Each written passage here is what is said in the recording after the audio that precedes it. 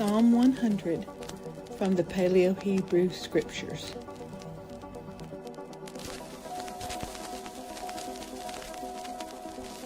Make a loud noise. Shout for joy unto Yahweh the ever-living. Go to him before his face with a ringing cry of joy. Know him intimately and completely, for he, Yahweh the ever-living, is El-Hayam. He has fashioned us, working by labor to produce us, and not we ourselves. We are his people and the small cattle of his pasturing. Go to him, and to his gate with confession, thanksgiving, praise, into his enclosure with hymns of celebration. Cast forth praise unto him, kneel and place a gift before him. Prosper his name. For Yahweh is beautiful, kind, upright, fair and agreeable. His hesed, desire and mercy, zeal and kindness, endure unto time of long duration. For as far as the eye can see or perceive, to the edge of the horizon and beyond, and his faithfulness circles from age to age perpetually.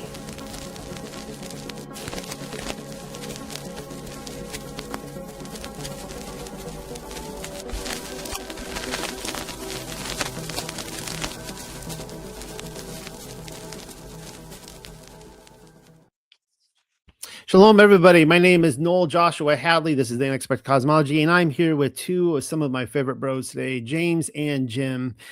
I'm thinking today that I will go by Joshua. So we'll be Joshua, James, and Jim, the three J's. We're all three sporting their beards today, looking good. Technically, I'm James as well. So. Oh, okay. Yeah. Jim is short for James. Yeah. Yeah.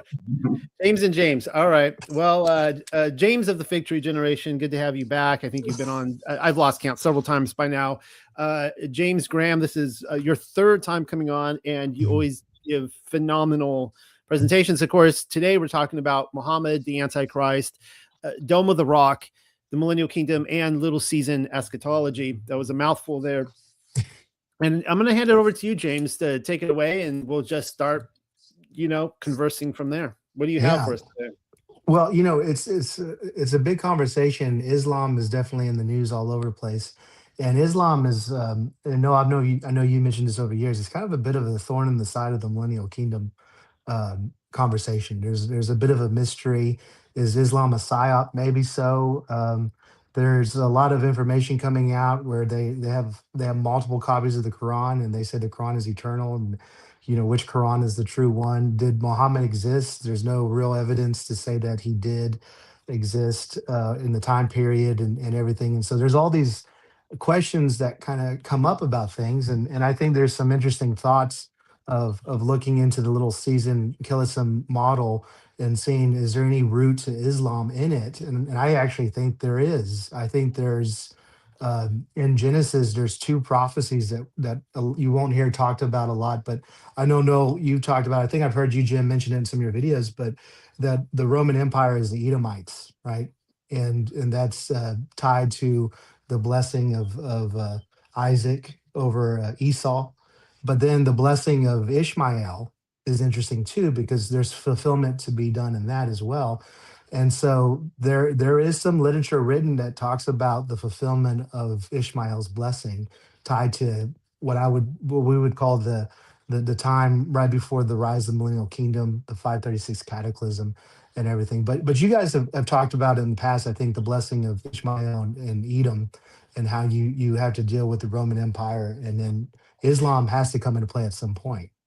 Yeah, with the Edomites, with Esau specifically, well, according to the book of Jasher, he was the one to kill Nimrod, and in a way, it was a transfer of the kingdom away from Babylon over to Rome, which would be the fulfillment of the end times. And there's lots of play into that. When you get into rabbinical literature, they specifically will note that Rome is Esau, essentially, and that it has to be destroyed before the Millennial Kingdom comes to. And then in this, of course, where we get into you have it right here, 580 to 536, and we know that Rome fell at that time. So I will say really quickly that yeah, I mean, I've looked at a lot of different ideas on where Islam sprang from. You know, we all asked, did Muhammad exist and all that kind of stuff. Assuming that he did exist, one of the possibilities is that some people, and I know this is not where you're going with today, and you're going to put out some amazing stuff, but one of the theories out there is that Islam actually started out well, and that it was basically taken over and perverted into the whatever the Quran is today. And as you pointed out, there are various versions of it. It's kind of interesting that he had close relatives that were Ebionites, which are tied in with the Nazarene. And so I could even see a type of psyop that went on. This would be tied in with St. Augustine, not the city of God, St. Augustine, but the second Augustine to come along, who went over to Britain because he was obsessed with King Arthur and establishing the Catholic Church there. That it could be tied in with him as well, and his missionary network and that. So there's a lot to it. It's interesting you say that, because we'll get to it towards the end of it, but I think there's two ties to Islam that they don't want to talk about. One is a Jewish tie, and then the other one, I don't recommend reading this book, it's huge, but it's the Byzantine Empire history. And it's all secular history. But one of the things that seems to be self-evident to me in the Quran is there's a lot of anti-Nicene creed positioning against it, with Trinitarian and all that kind of stuff. And if you look at the history that's given to us about the Byzantine Empire, everyone talks about the Catholics, right? But the Eastern Orthodox Church through Byzantine persecuted and killed Christians, and they were pretty brutal and they were ruthless. And if Islam has its roots in an Nicene Creed Christian sect, then the Byzantines helped create their own enemy that took them out in the 15th century. There is a possibility, because when the Byzantine Empire persecuted groups that didn't agree with their ecumenical councils, they would start off by exiling you. In other words, get out of here, get out of our country. And I think a group went to Persia and made friends with the enemies of the Byzantine Empire. And in that group, you have a mixture of maybe Christian and Jewish beliefs there. And so I think this is part of the history of Eastern Orthodoxy that they don't want to talk about. They don't really have good Muslim apologetics either, because I think the further you dig into Islam, it points to the Byzantine Empire, Eastern Orthodox, and also points to Judaism. And I think those are two outcomes that they want to avoid. And we'll get into it later, but Muhammad may actually, if he is originally the Antichrist came from the tribe of Dan. And what worse thing to come out if you're Muslim to find out that Muhammad is a Jew? Okay, that would just turn your whole world upside down, right? And so we're going to look into that. But Jim's when we talked a couple of weeks ago, me and him on the phone, and he's been researching Gog and Magog and the Dome of the Rock, and so we started talking. But we both have a copy of this book here, and I want us to talk about it. And the reason why this book is so interesting, it's called The Apocalypse of Pseudo Methodius, or how do you say it, Jim? Is it? I love your I love your Methodius, but I don't know. I love your bookshelf, by the way. All the books that you're sharing with us today. I want to go out and buy every single one, including that really thick one. Including that really thick one on the Byzantine Empire. Well, yeah, I mean, it's depressing when you read Christian persecuting Christian and where it all came from. But if you have family members who are considering Eastern Orthodox, get them this book so they can say, "Are you okay with the idea that the Eastern Orthodox were the first people to start persecuting the Christians, who were essentially historically the ones being persecuted? Are you okay with that?" Because that's pretty much their history. And I'll tell you, just reading this for a few weeks, I had to take breaks because it's so depressing. And whenever people bring up the history of Eastern Orthodox or Catholics and what they've done to Christians, it's worth taking a moment of pause and say, I don't know if I can really say I'm okay with them claiming that they're the one true church with how they treat people, and it's appalling. So I recommend reading this, because this will give you some good thoughts to talk to people who might be thinking about Eastern Orthodoxy. But yeah, so this apocalyptic book here is claimed to have been written by Methodius, who would have been a believer of Chiliasm. And I came in a couple months ago talking about how Chiliasm is the oldest early church eschatology. and it uses the cosmic week calendar of 1,000-year ages. And this whole book is written in millenniums. And it's really interesting. What caught my eye, and I kind of feel like part of this book has been removed, the entire sixth millennium, which is the coming of Messiah, is gone.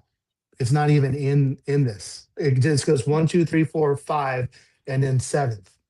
And it completely ignores. And I'm like, oh, I want that, because you know me and the Jewish temple, 70 AD, the stuff I really want to know is conveniently gone out of this book. But last time I was on, I talked about the transition of ages, that each age is a 500-year period. And I raised the question, is there about a 40-year transition period from the beginning of an age? So like the when Jesus was born, that would have been the beginning of a new age. But the transition of the age would have been the crucifixion and resurrection, right? And then you have the year 500 AD is actually a new age, but the cataclysm to 536 to 540 is the transition into the next age. And what blew me away about this book is that the coming of the Antichrist and everything happens in the seventh millennium. So that would be, somewhere between 500 and 536 AD. That would be the seventh millennium. And that's when he's saying these events would take place. So either the way it's worded, you could argue it comes later in the seventh millennium, or it could actually have happened in the very beginning of the seventh millennium. And this book ends with the beginning of the millennial reign occurring at the defeat of the Antichrist and everything. And so there's some interesting stuff. I don't know, Jim, do you have any thoughts? I know you've read this, but anything that stood out to you about the structure and everything of that apocalypse?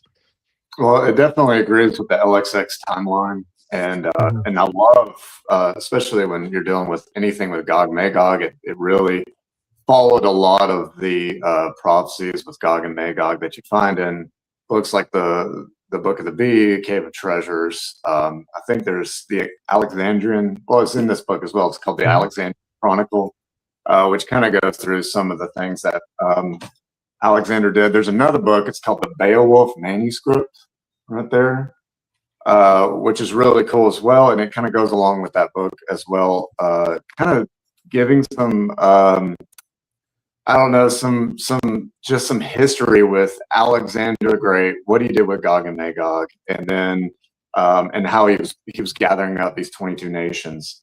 It kind of seems to follow along with that. There's a book in there called the Wonders of the East, which is just fascinating. So, but yeah, I loved Pseudo Methodius. I think it's amazing. So.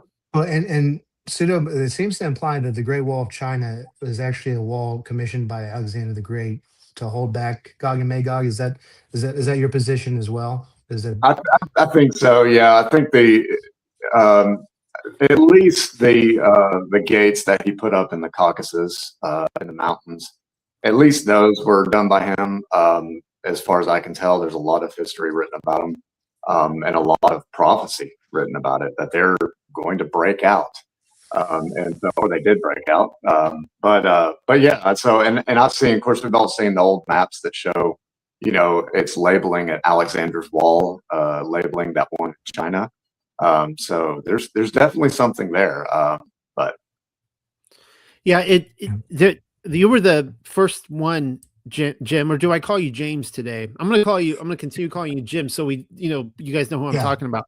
that's right. But you were the first one. You came on probably a couple years ago, and you had mentioned that to me about the Great Wall being Alexander's Wall, and it clicked. I mean, the thing is that it's hard to prove based on the text we have, because all the texts point to somewhere along the Black Sea over there above the Kingdom of Armenia, where it would be, which coincidentally would be right where Ashkenaz were right above there. Wink, wink, but. There is no noted wall there. Nobody can find a wall. They have theories as to where it might have been, but then you got this huge stinking wall over there. And you look at the medieval maps and they line up. They will show there's maps where they will show, like over there, the whole Tartaria region over there. They will show the Antichrist and everything behind this big wall. And so yeah, it's a really fascinating theory. Well, and one of the things I want to talk about with eschatology, have you noticed, and I'm talking about dispensational premillennialism. Have you noticed that all of them believe that there's going to be a Gog and Magog war before when their millennial kingdom starts? It's really interesting that, but that's a very common view. I see Gog and Magog videos all the time from modern day premillennialists. And I was looking at some of the history of eschatology. In fact, one of the first videos I'm going to send to Noel to put up, it kind of deals with this. But preterism was invented by the Jesuits in the 16th century because the Protestants were claiming that the Pope was the Antichrist. And so the Catholics invented a form of preterism as we know today to try to say, no, that's already happened. All scripture's already happened. So the Pope can't be the Antichrist. That's not possible, and all this kind of stuff. And so that the they wouldn't let go of that, and so that kind of morphed later on in the 1800s when you have Schofield and everything. The real hold, and I've even met people to this day who think the Pope is the Antichrist. But I'm like, well, which one? Is the papacy in general is Antichrist? I mean, what's going on? But I've just been very shocked to see how many in the premillennial view of eschatology are expecting a Gog and Magog war, and then a lot of people in the little season camp, they're expecting a Gog and Magog war. And so there's a lot of confusion on Gog and Magog and the Antichrist. And I think that's intentional. I think the devil's done a really good job of getting us really confused on this stuff. And I really think Islam is a perfect candidate to try to hide its origin, especially when it has its roots in the book of Genesis with the lineage of Abraham. It's important.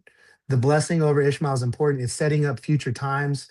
And so why are they around today? What is going on here? And I want to look at some ideas here, and we can talk about it. But if you go to the first slide and scroll down, this is the apocalypse that we talked about. The pseudo Methodist, and pseudo means kind of a fraudulent account, but I actually think it's legit. So this book, not the academics, but this book claims for itself that it was written in the early 4th century, so right around the emergence of Constantine. Okay, it claims in the 7th millennium the sons of Ishmael will conquer the world. Okay, and then Rome will fight back and achieve peace, pursuing peace and safety. And then this is where it gets interesting. Then Gog and Magog are released, and then Antichrist will emerge, followed by the millennial reign. And that's pretty interesting that all that's in there. Now, if you go to the next slide, this is the proof that it's real. So the scholars will claim that this was written in the 7th century, shortly after the rise of Muhammad and Islam, because there's a lot that happened in those events. But there's issues with this. One is that if you're going to write against Islam and you already know about the rise of this new religion and this false prophet, I think they would have done a better job talking about Muhammad. And instead, the false prophet is not a prophet for Ishmael. It's a false prophet to deceive the whole world. It's not just connected to Ishmael in this narrative. But look at this. Rome in the West has not fallen yet in this account. And the last emperor is at the rise of the Antichrist. Now, in the time that we're given, the history that we're given, the only Roman Empire that was around in the 7th century was the Byzantine Roman Empire. Okay. But in this pseudo apocalypse, it is talking about the Rome of the East, the Greeks, or the West, the Greeks. So that doesn't make any sense that you would put that and try to make this a fraudulent account, because you already know that the West Empire fell around 500 AD. So it doesn't make any sense. It doesn't make any sense at all. You wouldn't do that if you're trying to predict the time period you're in. Okay. There's no mention of Muhammad, only the false prophet Antichrist, and he is of the tribe of Dan. And I think that's the big point that I mentioned earlier. I don't think you want Muhammad to be a Jew. And we'll talk a little further about that later on. It follows the cosmic week of Killissim accurately, but the 6th millennium is missing. And then this is what blew me away. No, and this is worth a read here. But I put it in the picture here where it says, and in that time, that is the period of the 7th week. And if you keep reading the next 2 pages of this, he's talking about the great apostasy. Okay, well, what 7th week talks about a great apostasy? It's the book of what? Enoch. Yeah. And Enoch's 10 weeks. And so what's interesting is at the very beginning of this book, there's a man who mentions the 7th week, but I don't think he's read the book of Enoch. because he thinks it's talking about a seventh week, referring to a historical event in the 7th century. He completely, and he even says that this is a time of apostasy, and he never connects it to the seventh week of Enoch. And But if you read it, you get it. And I'm sorry to cut you off here, but I don't know why I've even never put this together until this very moment, because you said the great apostasy, and this just shows how slow I am, because now we have discussed, James, that, that I feel that the week of apostasy with Enoch should be after Mashiach. But as we discussed, I think last time you were on, that I was finding that most people place it during Mashiach's reign or just before, right? They want to say this was the age of the Pharisees, the Maccabees, and that kind of stuff, because they don't know what to do with the birth. How could the rise of Christianity be an apostasy, right? But I for some reason I'd never made that thinking, with Paul. Like, where do you put Paul's great apostasy if it's future tense, and yet according to Enoch, it's already happened? So there you go. There you got your witnesses right there. Exactly. And this book quotes Paul in 2nd Thessalonians, referring to the great falling away. And it's tied to the rise of Christian Rome, and it's tied to the rise of the Antichrist. Okay. So the great apostasy in this apocrypha text here, or prediction written from the 4th century, is that the great falling away is tied to Romanized Christianity, maybe the early foundation of Islam, and the Antichrist. Okay. Well, that's interesting. And I'm like, that's also another sign to me that if this was written by a Christian writing against Islam, you wouldn't put that in here, because it also kind of points the finger at Rome as well. So that's why I think this might actually be a legitimate apocalypse from a Chiliasm believer. Yeah. Now, and I'm just throwing this out there, pure curiosity. Have either of you read through the Quran? Parts. Okay. It's hard to read. Parts. Okay. Yeah.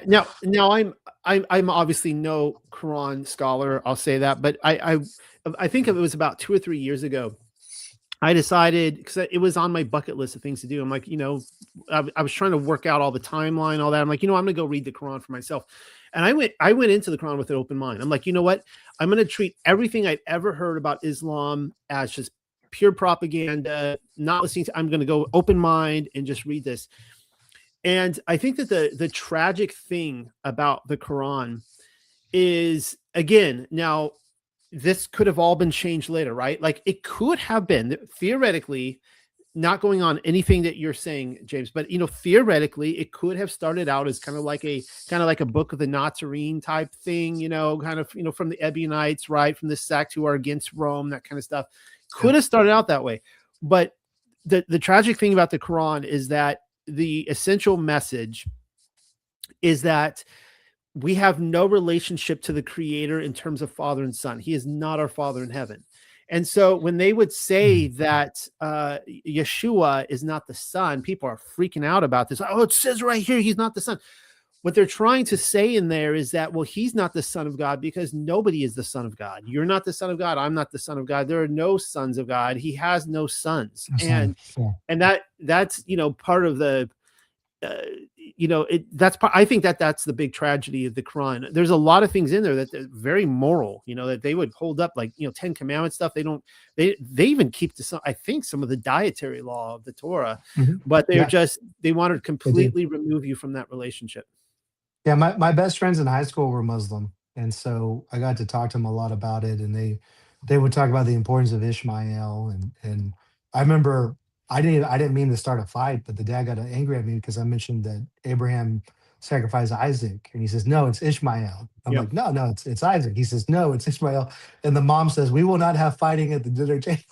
And I'm just like, I didn't even know what I was stepping into, because I was completely unaware of it. But it very strong ties to Ishmael. They have a lot of this. They have reverence for Adam and Eve and Abraham, even Jonah. You see him in there.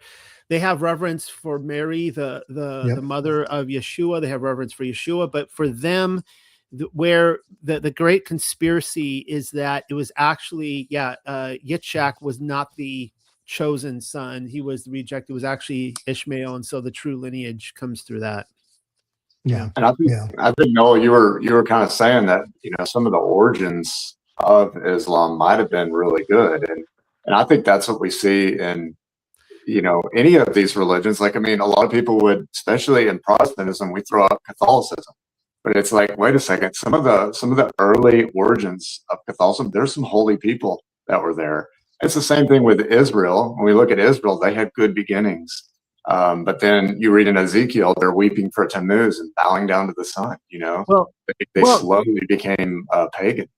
Yeah. No, this is why I'm really interested in what you're saying, James, and what you're going to get through today, because I've looked at, and James, the first time you talked to me was, I don't know, 9 months ago now. I don't even know. I remember where I was in England, and we had this long conversation, and you're talking about like, I think Muhammad was the Antichrist or something like that. And I'm like, I'm listening, I'm listening, like, I wanted to hear this, and so, yeah, I would love to hear this validated from these texts, whatever you have to say, because like I said, I wasn't there. I don't know. Right. There's all these different theories. Yeah. Was Islam, did they start out good? Were they bad? What's going on with these guys? Well, right. And I think it's a mixture of things. I think some of that root came from a good place, but I think part of that root came from the Antichrist and it corrupt it. And we'll talk a little bit, but if you scroll down to the next slide, go to the 10 weeks of Enoch. And this is the cosmic week outline and everything. And I had put the 7th week of Enoch in the 6th day, but this writing actually puts the 7th week in the 7th millennium with the rise of the Antichrist. So I wasn't expecting that. And when I saw that, I was like, oh, okay. But the fact that he's talking about the 7th week and he starts talking about the apostasy and the testing of the believers and everything was incredibly fascinating. Are you pitting at the beginning of the millennial kingdom? I believe that the first 40 years of the 7th millennium, which is the Sabbath, before the millennial kingdom culminates, you have a 40-year transition period that includes. Got it. And that's exactly where Muhammad springs up too, which is fascinating. Well, he's off by 100 years. And I'm gonna argue, because me and you know, and I think Jim is the same way. We don't want to just take history and throw it out the window and put it in the trash and say it's all made up and fabricated. However, if there was really a 536 cataclysm, and I think there's enough evidence that there was. And I think if you just use Google Maps, you can see crazy stuff that hit the earth and, Petra that was melted down and all this kind of stuff. If I think it's reasonable to think that some of our history could be off by a factor of 100 years. And I think Muhammad is one of them. And I'll get to that a little later. So the apostasy here doesn't fall in the 6th day. It falls at the very beginning of the 7th day, which is it's kind of this transition period. And I think that's reasonable. I don't think the changing of ages is a light switch. I think it's a dial. Okay. And I think that's reasonable. Just like the sun setting. I agree. And we see that in the zodiac too. Mm-hmm. Right. Yeah, like as the sun is traveling in between the constellations, it's not always just like, it's not like just constellation. There's that space in between, and people always wonder, when does it begin? When does it end? And there's a transition. So, yeah. Because you could argue a new age began around 2000, the year 2000, and we're transitioning into another 500-year period here within 15 years, the next Phoenix cycle, so to speak. So it's not a light switch. It's a dial, and the world has radically changed already in 20 years. I mean, in crazy ways. The fact that we're able to do this, we couldn't do this 20 years ago. You know what I'm saying? Nope. That's how much the world has changed. So I remember we're in a transition.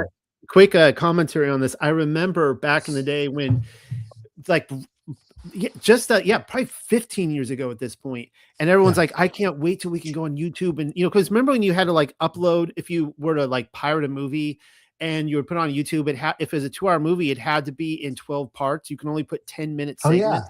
Yeah, I remember that. And we used to all go like, oh, won't that be great when we could just get on there and talk for like, 2 or 3 hours. And now we could do it. And everyone's moved to TikTok to these like 2 or 3 minute videos, Yeah, it's all short. Yeah. Yeah, no, that's great. That's great. Yeah. And so this is something that I think Kaleism, there's just not a lot of writing in Kaleism. And one of the things, and I want to take a side step here. So when Constantine came in, the Roman Empire was anti-Semitic, and the persecution of the church was first a persecution of Jews. And they didn't really distinguish between Jew and Christianity. They both saw that they were using references to Torah and following the law. They wouldn't obey worshiping of the gods and all this kind of stuff. So everyone talks about the persecution of the church. That was from the context of the persecution of the Jews. Okay, so when Rome emerges, I like to call Roman Catholic theology and Eastern Orthodoxy. It's called Romanized Imperial High Church hermeneutics. Okay, so the way they interpret scripture is from a Romanized imperial high church mindset, which is very New Testament focused. They don't like Old Testament stuff very much. They still use it, but there's a lot of anti-Jewish positioning that they use in their theology. And so there's a lot of things that have been just tossed out. And I think if you read Eusebius and Augustine, they had to change eschatology. And I mentioned this the first time I came on, because Chiliasm is very anti-Rome. Very anti. You can't be a Chiliasm and be okay with Constantine. Okay, they don't mix. So they immediately started changing eschatology. Augustine is the one who kind of cements it. Eusebius is already challenging it openly before Augustine. But you cannot really go forward with the Roman Empire with Chiliasm. So I believe, the reason why I say all this, I believe there's been a lot of writings from Chiliasm that we've lost, who understand a lot of this stuff, but we just will never know about it because the Romans destroyed it. Okay. And so having to go back and find this stuff again is you're having to take a little piece here and a little piece there and put it together. And it's a lot of work, but I agree with, I was listening to something that I think you were talking about the Millennial Kingdom in a video of a year ago, and you were talking about the pleasure it is to serve Yod and trying to find truth. And whenever you find truth, you find joy in it. And whenever you obey his Torah and his commands, you should find joy in doing that. And so this is a very tedious process that all of us are in right now, but it's very joyful to me because you're a little piece of the puzzle comes in ever so often. You're like, oh yeah, that makes sense. But you really got to seek the Lord to find it. But if you can scroll down to the next slide here, to Antichrist according to Chiliasm. Every Chiliasm that I've been able to find that talks about the Antichrist believes that he's from the tribe. He will come from the tribe of Dan. That seems to be just a consistent belief about it. Only Irenaeus I can find said he'd come from the abyss, but there's some nuance in some other writings. And I talked about that last time about the return of the Nephilim. This apocalypse that we're talking about today says the Antichrist is from Syria. He's also from the tribe of Dan, and Syria is pretty close to Mount Hermon. And so others would say Mount Hermon. So there's some crossover there. He will perform miracles that lead people astray, and he will sit in the temple of Jerusalem. And real quickly, if you study the narrative of Muhammad, he performs miracles. In fact, the Muslims talk about he's able to almost teleport, and these phenomenons happen. He sounds like an interesting guy. So the Antichrist will have miracles that accompany him, and Muhammad has that. And so I don't want to something jump ahead learn. of this, but who goes to what we call the Temple Mount, where the Dome of the Rock is today, too? Exactly. Yes. In fact, that I want to pass this over to Jim, but if you can go to the next slide, I want to talk about the Dome of Rock because every single believer in I didn't know that was Chiliasm, coming. yeah, every single believer in Chiliasm and the Antichrist believe, and some of them say he will rebuild the temple and he will sit in it, while others just say that he will sit in the temple without any mention of rebuilding it. It's just assumed that it's already there. But Jim, if you could, I would like to hear, because we talked about this briefly, but you put some time into this, and I would like to hear your thoughts about the Dome of the Rock, because um, some people don't believe this is where the temple is, but there's a lot of reason to think this is the location. And one of the strange things about it, and I've always scratched my head the moment I saw it, is like, well, why is there like a temple already on the Temple Mount? Is there already a temple there? Oh, it's Muslim, so it's not the temple. But tell me, what did you find out about this? Is it really Islamic? Is it something else, or what's going on? Well, so we were Noel. I think it's been about a year and a half or so. I was on Tug doing a video about this, talking about the Dome of the Rock. We've done a couple of videos on our channel talking about it. I need I need to do another one because just the more I've researched it, the more information just keeps coming up. I found something today that just another letter that came out today, and I'm like, oh my goodness, just so many things. The more you research it, and to answer your slide, it says, when was it built? Here's the short answer: I have no idea, because I look at this, and that's against the mainstream narrative. Because the mainstream narrative says it was built in the 600s, I think, 685 to 692. It's built by Adu al-Malik, is what they're saying. And that's the mainstream narrative, that it was built to like commemorate where Muhammad ascended. But we have a ton of, well, I wouldn't say a ton, but they keep coming out more and more of witnesses and texts that are saying that this existed way before 600s, that it was even possibly existing in the 2nd century. Okay, so not even maybe around the time of Hadrian, so not even 100 years after the temple was destroyed in 70 AD. Wow. Okay, so, and one of the biggest things, I mean, to even consider this a temple of Yah, to consider this the temple of Yahweh, I think we have to understand what the temple looked like. And I think if you did, I know, Noah, you've had Andrew Hoy on here before, and his work with the tabernacle and showing that it was actually round and it was actually a dome. I don't think Solomon was trying to build some giant rectangle. I think he was he wanted to build a permanent structure to mimic that of the tabernacle. And also there's this really interesting, I want to read this real quick. This is from Josephus, War of the Jews. It's from chapter 6, verse 311. It says, this is really interesting. This is during the War of the Jews. This is during the time when Rome was about to destroy the temple. And it says, for the Jews, by demolishing the tower of Antonia, had made their temple 4 square, while at the same time they had it written in their sacred oracles that then should their city be taken, as well as their holy house, when once their temple should be 4 square. So they actually had it written down. I don't know if it's Talmudic literature, but it says in their sacred oracles, they had it written down, the Jews did, that if the temple's 4 square, the city will be taken and their holy house will be destroyed. Okay. And so that gives you kind of an idea, like we're all expecting, especially Protestantism, this dispensational like idea of the timeline that we're in. People would expect, oh no, we need to build the temple, and it's going to be this big rectangle, and they're going to build it on the Temple Mount, and then the Antichrist will come. Well, by doing that, you're actually, in my mind, you're making something that is for the Antichrist. You're not making something for Yah.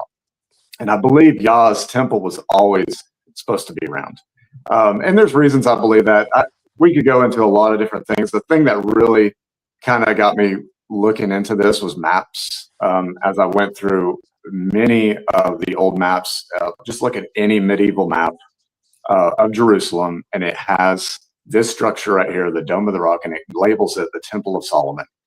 Okay, and that always confused me. It's maps outside of the Crusade time frame. It's maps through that whole time frame, and they're always labeling it the Temple of Solomon. Yeah, the Templars. Yeah. Yeah, and that's what they were, the Temple of Solomon, the Templars, and that was their very logo. Was they showed the Dome of the Rock? Yeah. It's, and you go. I mean, even so, and one of the first texts that I found talking about this was the Travels of Sir John Mandeville, and I'll have to read through all this. We've read through it. Like I said, I've done a couple of videos on our channel if you want to check them out. But it does say, it says, and I'll read it just real quick. It says, and from the Church of the Sepulchre toward the east at 8 square paces is Templum Domini, which means Temple of the Lord. It says, is it a right fair house? It is all round and high, covered with lead. It is well paved with white marble. And it says that at this time when John's writing this, the Saracens are controlling it. But it goes later on and tells you that Hadrian was responsible for building this, Emperor Hadrian. And it tells you that he built it to be an exact replica of Solomon's temple. And how he knew it was supposed to look like this, I don't know. But when we look at also in Josephus talks about there's a mock temple. There's a temple, a copy of the temple on Mount Gerizim before the destruction of the temple. It's actually during Antiochus Epiphanes' day. And they had a temple up there on Mount Gerizim in which they did their own sacrifices, had Levitical priests come up there and do things up there, and trying to mimic that which was happening in Jerusalem. Now, Jim, go ahead. I'm sorry.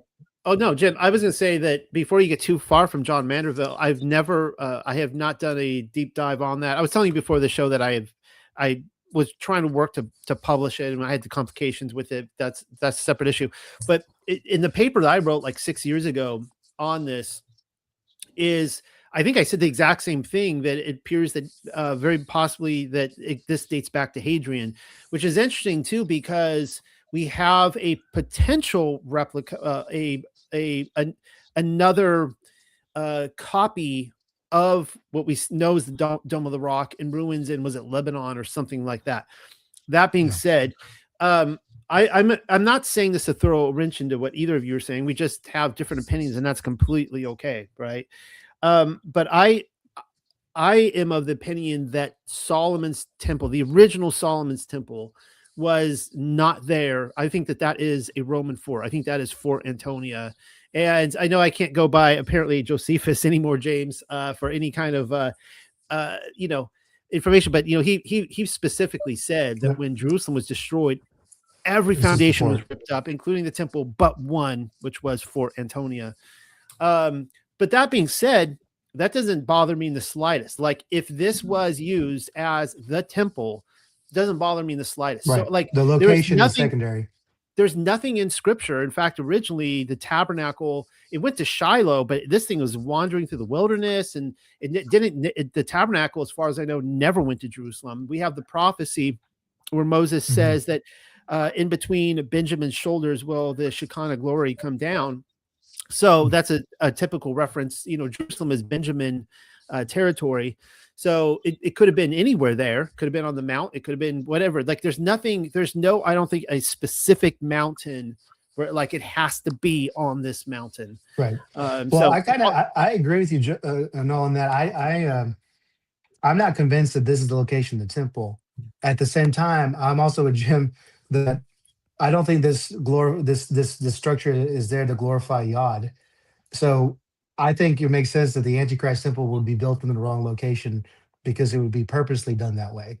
So I think that's fine. But Noel, do you believe that this area is probably where Jerusalem was? Or are you saying? Oh yeah, absolutely, 100%. Yeah, so yeah. You're saying the Dome of the Rock is on the fortress, the Roman fort mount of Fort Antonia. Yeah. Now the other thing though is, I guess I would have to read, like I said, I don't have John Manderville in front of me, all this kind of stuff. The thing is with the Dome of the Rock is that it is very, it's obviously not Islamic. There is no other Islamic building on earth that matches this. This is why it goes completely against their narrative. It just seems like if they built this very early on, that they would build other things similar to it. But look at that little structure up here. I have my mouse going on this little octagonal thing over here, which, is kind of like a baptistry / it looked like it held some sort of engine. We have these different theories on what's in there. Archaeologists and theologians and everyone today, I looked this up. They have no clue what this was. There's no blueprint for it. They're like, we don't know why they built that. I'm like, of course you don't know why they built that. To me, this looks like a Millennial Kingdom structure. Did it predate the Millennial Kingdom? Maybe, but it looks like everything else. I shouldn't say everything else, but we see this modeled with a lot of other. You guys know what I mean when I say Tartarian.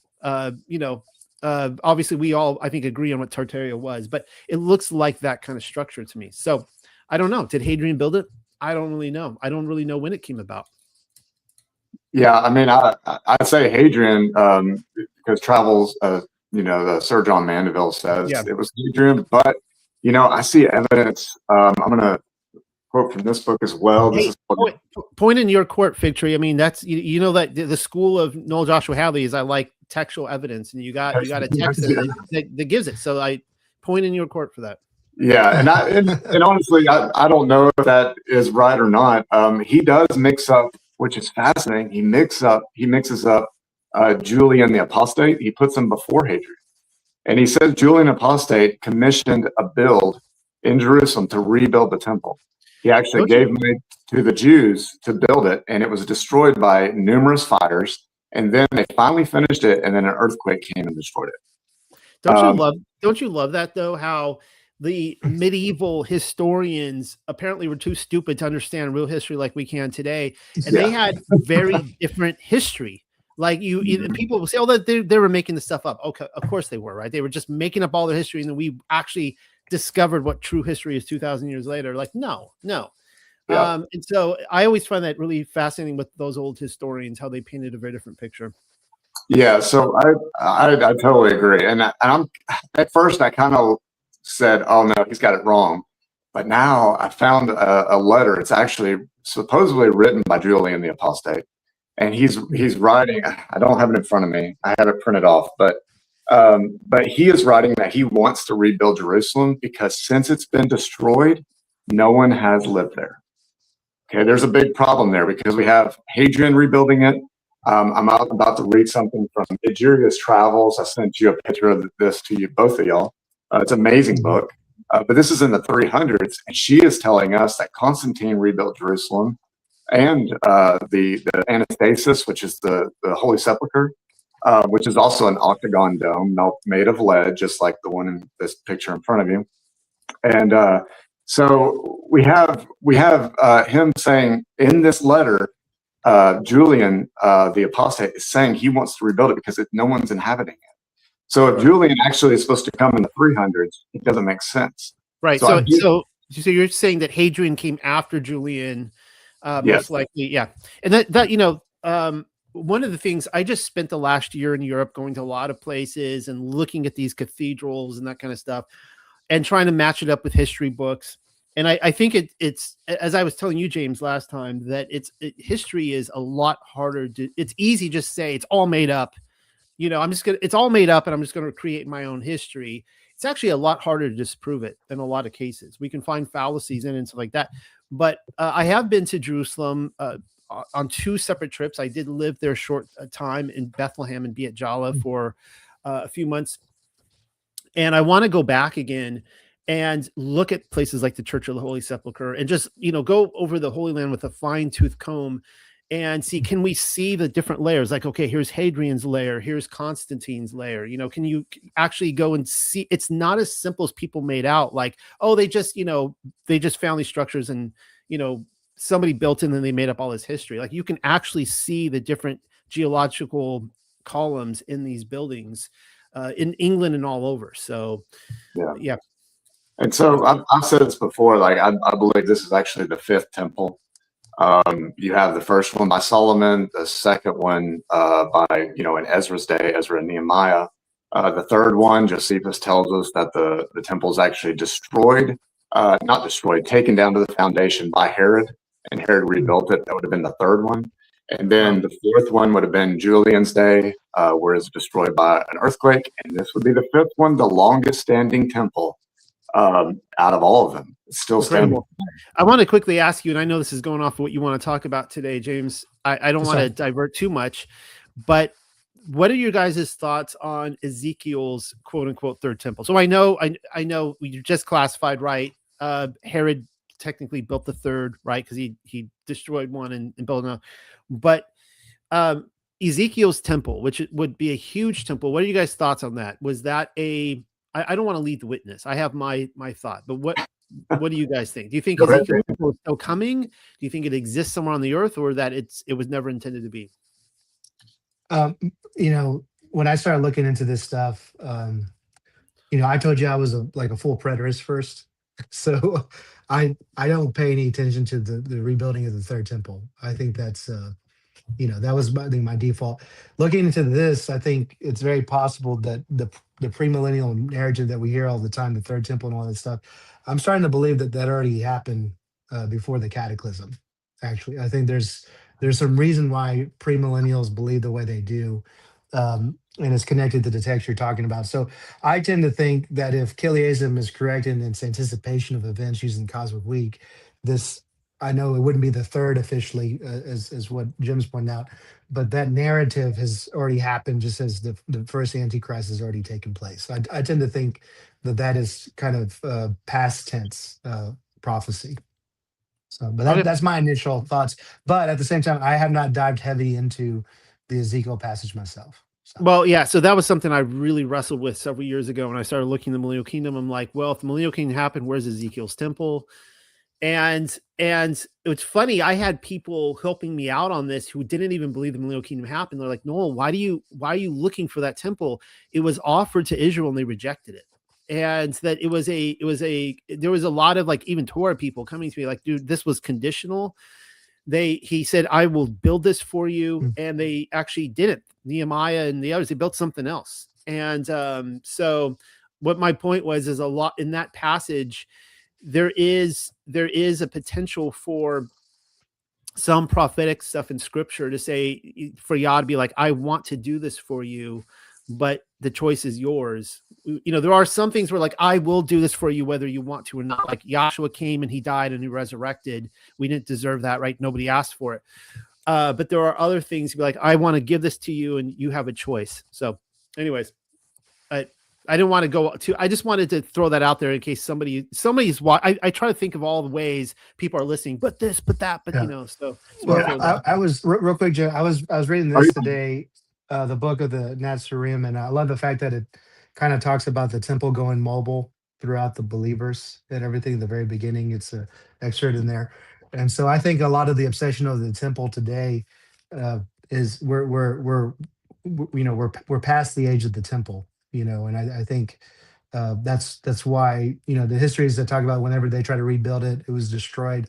I believe that probably actually happened. I think God is like, no, no way, it's done, it's over.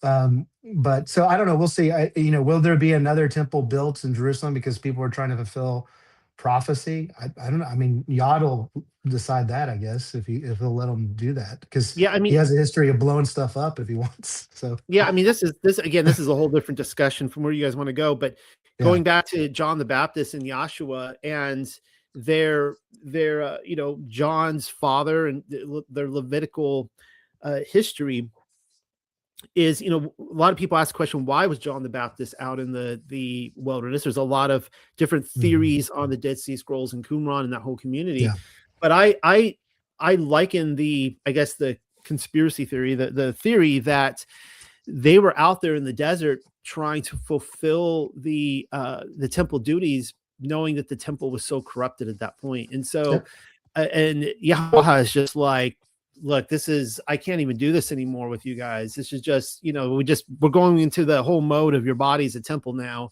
And yeah, it's up to each and every one of you to play your priestly duty and to be a living sacrifice and, and throw yourself down on this altar, not let the fire be quenched, just like the priests, they couldn't let the fire at the temple be right, quenched. And it's the same language use as the Holy Spirit, yeah, when you actually look at the language, but yeah. Yeah, and yeah, so like dealing with Ezekiel, this is just my opinion. I think that it's an earthly representation of a spiritual reality. I think the terrestrial paradise, just like we have terrestrial paradise, we have mhm, heavenly paradise. I think that there is a place where Yeshua is ruling right now on the right hand of the Father, and he is doing the proper sacrifice, however that looks in the spiritual realm, but it's the actual reality. So I do think that this temple right here, just my opinion, I do think it was meant to probably be Ezekiel's temple. That's just my opinion. Some mm, of the measurements match up. Whether or not it achieved that, I don't know. There are some things like in Isaiah where it says this will be a house of prayer for all the nations. It also says that Isaiah 60, verse mm, 9, verse 10, it says that the sons of the strangers will build up this house. So the sons of the strangers are going to build my walls, is what it says. It says the Arabs will dwell and they'll bring in frankincense to the whole, and I will glorify the house of my glory. Very interesting things that is written after, if you go before chapter 60, it's written after a prophecy of Yeshua. So it's very interesting that we have these prophecies of a temple that it's like, okay, Arabs are going to come in and bring frankincense here. And it says that the strangers are going to build this place. And that's kind of what we see in history. I mean, we got Hadrian building it. We got Julian trying to. We got even Justinian. I have some information. There's a writer called Procopius. If you look up he's written. It's a 71-page book. It's not that big, but it's all about Justinian, and he's talking about how Justinian had his hands in Jerusalem, trying to rebuild Jerusalem. And then, I was talking about this book, Egeria's Travels. If you can see it right there. She is around the 300s, and she's writing back to her sisters. And I'm not sure if she's a nun or something like that, but she's saying that Constantine is responsible for building these. And she names 12 dome structured churches that are octagons in Jerusalem. Wow. In what year? She's in the 300s. I don't know the exact year, but it's right after Constantine or Helena would have gone through and Constantine would have rebuilt. There was already a structure there. She does say there was already a structure there at the Sepulchre, and it was an octagon. But then Constantine built over it. He built the giant dome that we kind of have today. I think it's been destroyed and redone multiple times. Yeah. But there's so much with Hadrian's architecture. You look at even his mausoleum. His mausoleum is a circle. He built the Pantheon. It's a dome. These are all domes that he built across the world. I believe he actually built the Hagia Sophia in Constantinople. People will credit Justinian for that, but that same book, Procopius, he's saying Justinian is talking about it as it already exists. He's talking about renovating it. Which is fascinating. I went to the Pantheon this year, and that is a very impressive dome. It's as tall as it is wide, and it's still standing. It's like I think the oldest standing dome in the world. It's super impressive. Well, food for thought. I don't know where I read this, but and y'all probably read this too, but how they built it, they filled it full of dirt, and they put money in the dirt. And when they got the dome completed, they got the poor, they opened the doors at the bottom, and the poor dug all the dirt out to get the money. So I thought that was pretty amazing. It's pretty cool. But anyways, so you have just so many domes everywhere. And like I said, Egeria is talking about the Holy Sepulchre, and that was like that right there. The Holy Sepulchre is like one of them calls it New Jerusalem, even though I don't think it's New Jerusalem, but it was the Christian site. She doesn't spend much time with the church on the mount, is what she calls it. So she doesn't even really talk about it. She's more concerned with the Holy Sepulchre. Go ahead. Go ahead. No, please finish your thought. I was going to talk about domes, but go ahead. Oh, okay. Well, okay. One more. I was going to go into a different book, but go ahead. I was going to say, speaking of domes, I also went to Florence Cathedral this year, and that right there, it's like, that's one of those, you guys know, and James, we've talked about this, that I like to go with official history. I like to go, just line up official history, see what fits. And I don't like to mock all of official history, but the building of Florence Cathedral is one of the most laughable pieces of architectural history, where they say that when they designed Florence Cathedral, they didn't have the technology to put up the dome yet. So they built it without a dome, expecting someday somebody would invent the technology to put a dome there. And I'm thinking, what architect in his right mind build a blueprint or even gets signed off on a project? Like, sorry, can you invest like billions of dollars? Oh, by the way, we can't finish this. It's going to be a big old gaping hole there. It's like, no, that doesn't happen that way. So that's just one of those moments in history where you're like, you got to be kidding me. Like that there's no possible way they would build that thing and have no way to complete it. That's crazy. But fun facts with domes.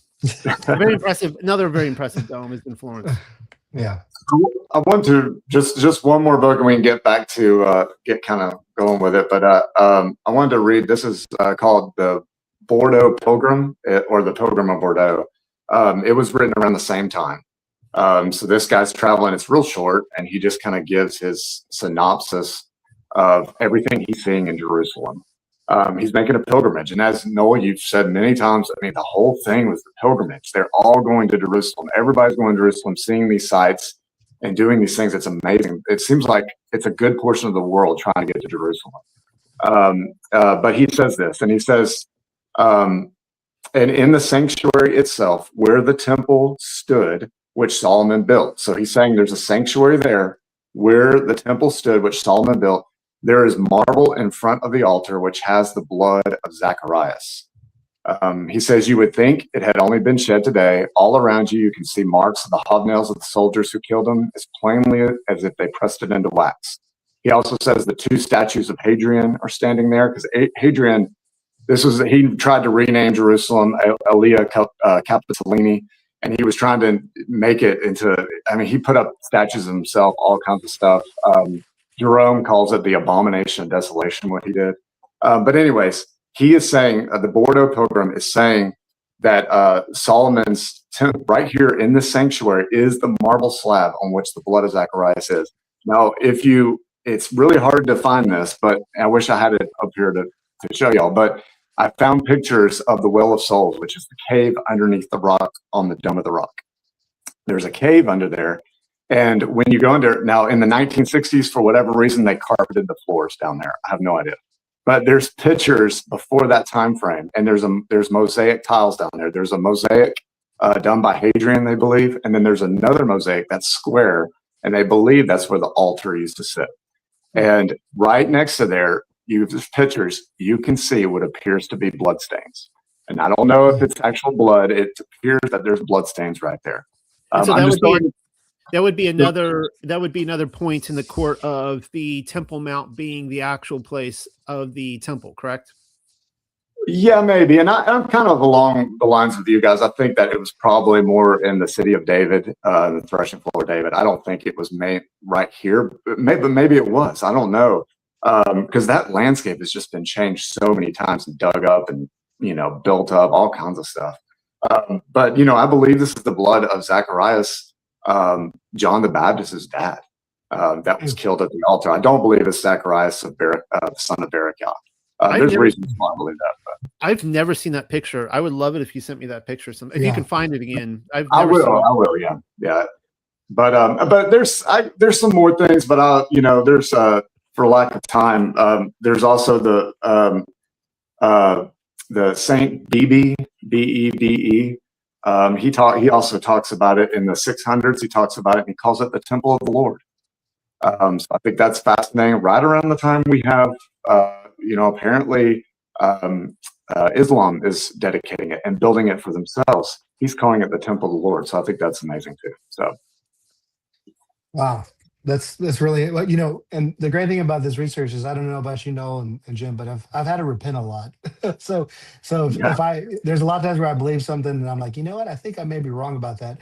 But thank you, Jim. I wanted you on here because I really think this is an interesting conversation, because if you have multiple books that are saying that there's something built that looks like the Dome of the Rock, and this is before 500 AD, I think you mentioned the 3rd century, as early as what? Did you say the 2nd century? John Mandeville's claiming Hadrian did it. So if the dates we have for Hadrian are correct, then that would put it in the 100s.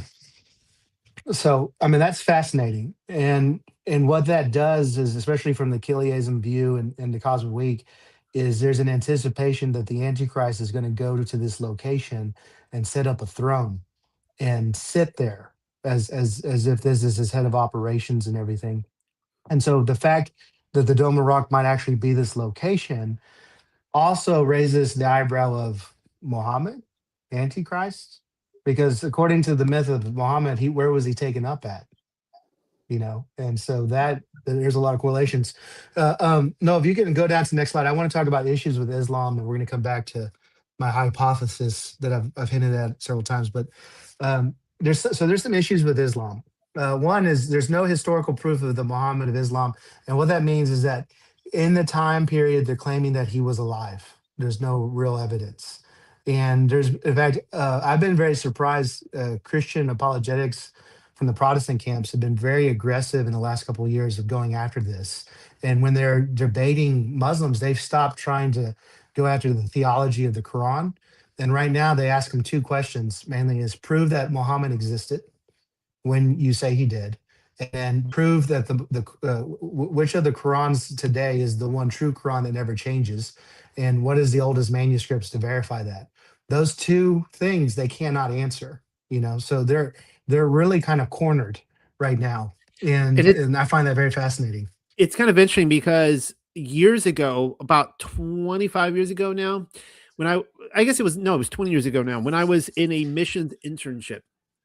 And back then, this is just after 9/11, and I was looking to go with Frontiers, which is Mhm. like a kind of for the diehard missionaries going underground in the Middle East. I had a thing for Islam, and I wanted to go to Mm. Islam and go in there. And so I started befriending Islamic people in America and California on the college campuses, that kind of Mm. stuff, talking with them. And one of the things they brought up all the time was that the Quran is uncorrupted, and I would Mhm. it disagrees with the Bible. And the problem is the Quran says to go to the people of the book, go to the Christians, go to the Jews, and ask them about stuff, go to their source material. And I'm like, well, our source material doesn't match up with your material. And they're like, well, yours is corrupted.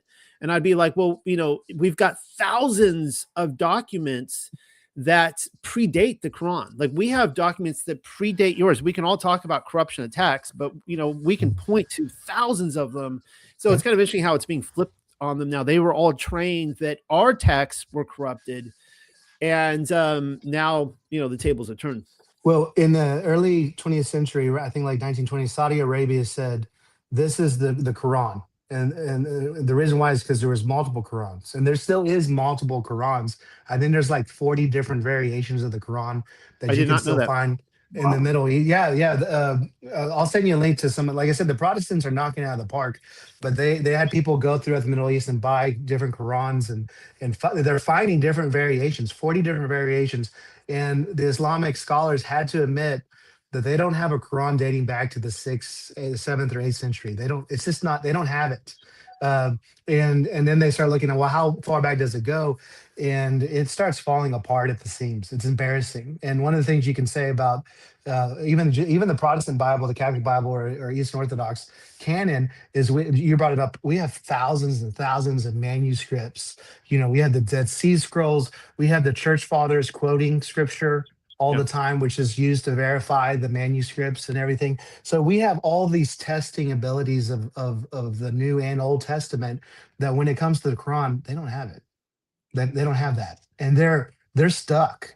I mean, they're really stuck. They don't have a good answer for Muhammad. They don't have a good answer for the Quran, and so. But at the same time, whenever I see something this powerful like Islam occurring, there's a spiritual force behind it, because a lie doesn't just get this big on its own.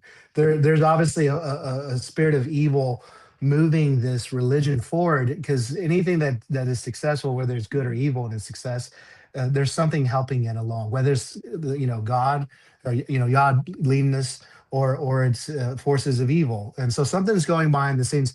But another thing that came up with the issues of Islam was the name Muhammad.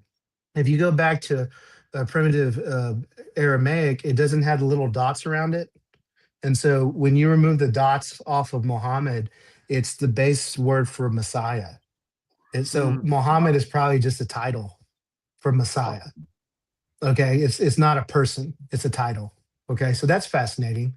Another one is that, like I said, they can't verify the Quran. Early sections of the Quran is from Jewish writings, even poetry from the Jews. And also, you brought this up earlier, Noel, with the sonship issues. It's anti-ecumenical council of the Byzantine Empire, specifically the Trinitarian time. Now, if you look at when that occurred, that was also before the 536 AD, when they were having those ecumenical councils. So it makes sense that the time period of a lot of the fighting words in the Quran would be at its highest and most heated during that, from Constantine to Justinian, that time frame. Okay, so that's very fascinating. And then it's probably a Gnostic, pagan, Jewish, Christian sect that merged with the descendants of Ishmael. It's a big cluster. It's not just one thing, that Islam that we have today. You know what I'm saying? So those are issues with Islam, and I think there's so many of them that you pretty much have to be uninformed to just buy into it. I mean, it raises so many questions, and so many questions you can't answer. Christianity, one of the things, whether you're looking at whatever canon, it's the most challenged, tested, book of writings in history. And yeah, there's different versions, but there's so many versions you can pretty much assess what was the original message supposed to be of this book, because we have so many things to cross-reference it, and you just can't do that with Islam. So, but anyone else have any thoughts about Islam before I go to the hypothesis? Um, I have a lot of thoughts, but yeah. no, not really. No, go ahead. But so if you go down to the next slide, Muhammad, as we're told, lived from 570 AD to 632 AD. Okay, so that's based off of this historical narrative. He's after the cataclysm. That's but the cataclysm that we talk about all the time is not in our historical Oh, narrative, I except see for what the you meant now. Justinian plague. I see what you meant now by he was 100 years off. Yeah, because if he died in 632, yeah, that'd be 100 years Yeah. off. I mean, we in our history books, like if you buy this book, The History of the Byzantine Empire, you'll have the Justinian plague brought up, and we know that happens around 536 AD, and a lot of the histories of the 536 AD are only preserved by Byzantine history. But the bigger catastrophic events that occurred in the world, we don't have a lot to work with the cataclysm. But people who want to rewrite history, you have a good claim, because I'm tapping into this, that if there's a major worldwide cataclysm, I can understand why history would be off in certain parts by maybe even a century. And so my hypothesis with Muhammad being the false prophet is I'm proposing you take the time frame of Muhammad and you move them back, to instead of 570, it's 470 AD to 532 AD. And if you do that, that lines up perfectly with the last part of the age leading up to the cataclysm and then the millennial kingdom. That's actually really fascinating, and because even beforehand, when we're looking at all the different, whether it's the Visigoths or the Anglo, whether it's the Saxons or whoever, all the different groups coming in and taking over and attacking, it's really like over almost a 200-year time period it's happening. And I've suggested that they're maybe even spreading that out, that it might be something kind of closer together when all that happened. There was just a big world war basically happening all at once, and big climax leading up to 536. And I'm going to go all the way up to the plague of Justinian in 541. But you know how a lot of people in the Millennial Kingdom talks in Little Season, they keep going in Gunnar Heinzman. I'm sure you've heard. I'm sure Noel, they've emailed you a lot about Gunnar Heinzman, but they always say 700 years were added. Yeah, I get that a lot. They've stopped telling me about it now, so I think the conversation has shifted. I think it's old news now. yeah. Or you could actually stretch history to cover up 700 years. Okay, so it is possible that instead of adding time to the timeline, you're stretching events out to cover up real history. That's a possibility. You know what I'm saying? And if Gunnar Heinzman's right about the archaeology doesn't match the history, there might be. I think there's truth in what he's saying, but I think we got to be careful. Hey, Gunnar Heinzman said this, so 700 years were added to the timeline, and so you add this to 70 AD, it gets you to 1070, and that's when the Millennial Kingdom ended, and blah blah blah. Well, there might be some truth in what he's saying, but don't assume that his conclusions, that's the only conclusion to a hypothesis. Rather than adding 700 years, it could be to cover up 700 years is also a possibility. Yeah, I'm not saying that, Yeah, I never liked the either or, type of, there's multiple ways to look at a piece of evidence. It's not like, well, there's this piece of evidence, it has to be this way. No, it's like, actually, no, that's not true at all. You have all these different people with different hypotheses, but they're looking at this evidence and they're uncovering things, and the evidence itself is good, but it doesn't prove their hypothesis. It just shows, things that are off and so on and so forth. Yeah, and that's why I use the word hypothesis, because I'm not going to. This is fact. Okay, I'm not going to say that, but this is a possibility. I go back to, people ask me all the time. They get so frustrated because I haven't jumped on the other timelines and people are proposing that kind of stuff. And they're like, "No, why are you sticking to this?" I'm like, "Well, Greek LXX. You got all these different books, like James, like what with the Chiliasm, or it's also just called millennialism. To me, all the text, it makes the most sense. Yeah. That there is a 500 years. That's what these extra biblical books say. So it's like, everybody loves the extra biblical books until it says something they don't like, and then it's like, well, we're not going to pay attention to those anymore. To the Greek LXX, it makes the most sense. It really does. And I stick to that timeline because I believe it's the one that glorifies Yah the most and it points to Messiah the most. And to me, those are the most important reasons to consider it, more than any other one. And to me, it's all about, I really believe Yah should receive all glory and everything should point to Messiah. Well, yeah, the day age is perfect. I mean, it's like the 1,000-year days. I mean, otherwise, Right. see, according to the Masoretic, Messiah appeared in the year 3,500 or no, before it was 5,500. I'm sorry, no, that's the Greek LXX. Oh yeah, that's right. Yeah. According to the Masoretic, it's about 1,500 years off. So it would be like 4,000 or something. Yes. That he showed up, which is, just completely talk about like history being askewed at this point. The 5,500 just makes so much more sense. You take the Greek LXX timeline and you look at the pyramids, for example.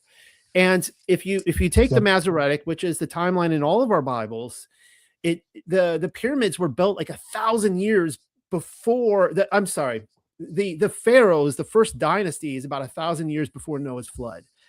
We got a problem, right? But when you take the Greek LXX, actually the first pharaoh doesn't even appear until like 200-300 years after the flood, and you're like, yep, that fits like a glove. That makes sense. You actually have like 200 years after the flood before Egypt even started. And so all of history then fits into this timeline so perfectly. And I don't know why. I don't know why more people aren't jumping aboard on this. Why so many people fight against something that just is it fits like a glove. Yeah. Not just with the Millennial Kingdom, but all of history, like all of archaeological history, everything we have, it fits with the Greek LXX timeline perfectly. Well, and the Millennial Kingdom to me, points to the Sabbat, cosmic Sabbat, weekly Sabbat. I mean, so that's a point that I think a lot of people like to overlook who don't want to pay attention to that. Well, because as you know, James, the Sabbath has been done away with, even though we had 1,000 years of Sabbath rest. Don't pay any attention to that. And I just want to point out, the one day that Yeshua was in the grave for a full 24-hour period was also the Sabbath. Isn't that interesting? So it's like, so what is that about? But yeah, it's one of those things that I think by going with he could have resurrected earlier, but he wanted to take that Sabbath. He's like, you know what? Like I'm gonna take the rest. I think I need this rest. I'm just gonna lay here a little longer. Exactly. Yeah. So anyways, I digress. But anyways, next to the line here, it says, my hypothesis is you move Muhammad 100 years over. Okay, he lines up perfectly with the Chiliasm Antichrist narrative here. If he was the false prophet who performed miracles and deceived the world, he would be Jewish and forming a false Christianity. Now, this explains also why Islam doesn't want this to come out, because nothing would destroy Islam more than to find out that Muhammad is from the tribe of Dan, and therefore a Jew. That would be devastating. I'm completely ignorant of this. And I've heard people say this in the past. I think you say it. Is there kind of scholarly work out there that seems to infer this, or is this just coming from a pseudo the book? This is pseudo history. And Chiliasm are obsessed with the Antichrist being from the tribe of Dan, and they're. Go ahead. Well, but I'm saying, like, some of you said that a lot of the Christian scholars are coming out there and attacking Islam right now, and asking them to back up claims as to the existence of Muhammad, but none of them are claiming he's a Jew, right? Like, that's not. No, is that a thing? No, because they're actually at a loss. Actually, no. This is what's so fascinating, and it goes back to what I said earlier. It's like the Big Bang Theory, that nothing blew up, right? And this, something had to cause Islam. And they don't know what it is, but they don't have enough evidence to prove the narrative of Muhammad as is. You can't validate that. So who he is and the true origin of him is actually a real mystery. And I think that mystery lines up perfectly with Chiliasm's anticipation of using scripture to anticipate the Antichrist. I think he fits the bill perfectly. which would mean that he is from the tribe of Dan. He's from Mount Yeah, Hermon, yeah. and By no default, yeah. Islam. Yeah, no Islam today would want to find out that their Muhammad was Jewish. I mean, that would just ruin everything, especially when they're obsessed with their descendants coming from Ishmael. Well, that just destroys the whole narrative if Muhammad is a Jew, Yeah. and then the Byzantine Empire is not going to help out with shedding light to what caused Islam, because that puts the blame on them. They're the culprits that threw the fuel on the fire to make what we have today, the Islamic issue that we have currently politically. So that's one thing. So he would be a Real, Jew from the tribe of Dan. But Jim, real quick, James, I wanted to kind of play off of what you said, because you're talking about he being a Jew from the tribe of Dan. yeah, And we were talking about Ezekiel, and Ezekiel 48, where it talks about the temple. It's talking about the gates of the temple, and it names off 12 gates for each 12 tribes, and one of them is for Dan, which I think is which is interesting. It's Ezekiel 48:32. So one of the gates is Dan, but when you go to Revelation, when we're talking about the 144,000, Dan is yes, left out of the equation. So it's very that's right. interesting. One of the gates is open for Dan in this temple, but after whatever happens in Revelation, whatever order we think it goes in, after whatever happens, he's no longer chosen. Yeah, So I Dan think is kept out. yeah. Excellent point. And here's the thing: the Kiliism view. One reason why I love it so much is because it really honors the Torah, and it also holds to the blessings of Ishmael and Esau and Jacob, and even the curse from Israel onto to Dan, saying that you will be as a serpent, which is why most of the believers of Kiliism and the early church connected the Antichrist to the tribe of Dan. And so that's all going back to Genesis. And I believe almost every major belief and doctrine from Torah to Christ, you can find its roots in the book of Genesis alone. Well, James, So it's not just Kiliism that honors the Torah. The Millennial Kingdom honors it. In fact, yes, all the research, this is just astounds me that the bulk of individuals who are leading this Millennial Kingdom movement, they're like very anti-Torah, and it's like you guys are just stealing a Jewish idea and yeah, claiming, when you read all the earliest texts where you have the church fathers completely opposed to a physical millennial kingdom on the earth, and you got the Nazarene and these people saying no, there's going to be 1,000 years of rest and peace and shalom, and they hated this idea. So they're basically just taking a Nazarene idea. So that, again, the very idea that we're talking about 1,000 years of a Sabbath rest yeah, on this earth, that is a purely Sinai covenant Torah idea that was yeah. put in place. Yeah, and if people hear this and they start to their eyes start switching, they start to feel really uncomfortable with what we're saying, you may have bought into Romanized Imperial High Church hermeneutics, which came from Catholicism and Eastern Orthodox, who were very anti-Semitic. And so, in fact, a lot of people get angry when you bring up the Millennial Kingdom, because sometimes you're triggering some Torah stuff, and it doesn't sit well, especially the Eastern Orthodox declared that Kiliism is heresy. So depending if you're talking to a well-learned Eastern Orthodox, they're going to get upset and say you're espousing heresy because Mhm. that's a Jewish belief. So there's a lot of stuff in those Romanized churches that are actually by default anti-Semitic in how they view doctrine. So, but Jim, did you have anything before I go a little further on? Oh no, go ahead. Go ahead. Okay. So anyway, so the prophet would be a Jew creating a form of false Christianity right at the end, the great apostasy. The sons of Ishmael from the apocalypse of Methodius continue his false religion after 536 AD cataclysm. So in other words, there's a group of the tribe of Ishmael that's referred to in this book that once the millennial kingdom comes, they go off into the desert and they kind of hold on to the prophet. They're the followers that continue. There's always that group, you know what I'm saying? But that group happened to be, and this is my hypothesis, the descendants of Ishmael who go into the desert afterwards, or the area that they were in was fine, but the cataclysm turned it into a desert, and they just stayed there. And then later on, they mix with some good roots. That you mentioned some some followers of that could have mixed in with another group that created Islam that we know of today. So that's a possibility. Kiliasm predicted another antichrist that would come after the millennial reign, and so does Islam. They call him the Mahdi. So what's Mm. interesting about Islam is Islam has the Muhammad prophet at the very beginning, and it has the Mahdi at the very end. And if you've seen the movie Dune or read the books Dune, it's a science fiction what if view of the Mahdi storyline of this false Messiah that comes again. And multiple believers of Kiliasm believe that there's going to be another Antichrist after the Millennial Kingdom, and that also matches Islam as well. And that's the So character. that's That's the character of Paul, right? yeah, He's the Mahdi. Paul Yeah. Atreides. Yeah, yeah, Yeah. he's literally called the Mahdi, but they say the Muaddi.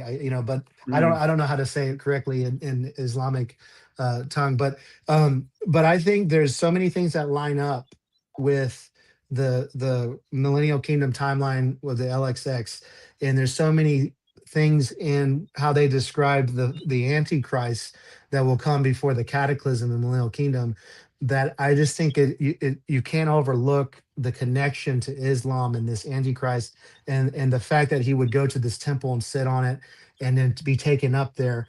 And I said I would bring this up. I don't know what to make of this, Noel. Maybe you have some thoughts, and maybe Jim does. But the earliest mosque, they don't point to Mecca. They point to Petra, and that's interesting because Petra is claimed to be Edom. And if you look at the Indiana Jones parts that we all grew up with, Last Crusades, but Yeah. if you go a little further down geographically from that location, you literally have melted structures, melted pillars, everything. I've been there Whole, myself and can attest to it. Yeah. did Yeah. you take photos? Yeah. I mean, this was 20 years ago. So any photos I took was the early digital revolution. You don't want to look at those. It's so pixelated. You don't even want to look at them. But yeah. So, and I could attest to it. And it was one of the most beautiful moments of my young adult life, going there, and you're going through that canyon, and there was this guy selling Indiana Jones attire there, and he was just like blasting the music, John Williams music, and yeah. But I remember you go up there, and if you turn to the right, it just immediately goes into a bunch of structures where my mind, that when I started learning several years ago about the melted places, my mind immediately went there, because I looked at these going, this is kind of weird. Like, it seems like terrible craftsmanship, and why did they have this really nice one and all the others? But it made total sense after that point. Yeah. And so something happened in Petra. Petra is tied to Edom a lot of times, but the architecture that remains looks oddly Roman. Also, that's melted. There's pictures of, it looks like melted pillars and everything. Even the inside looks like it's been melted.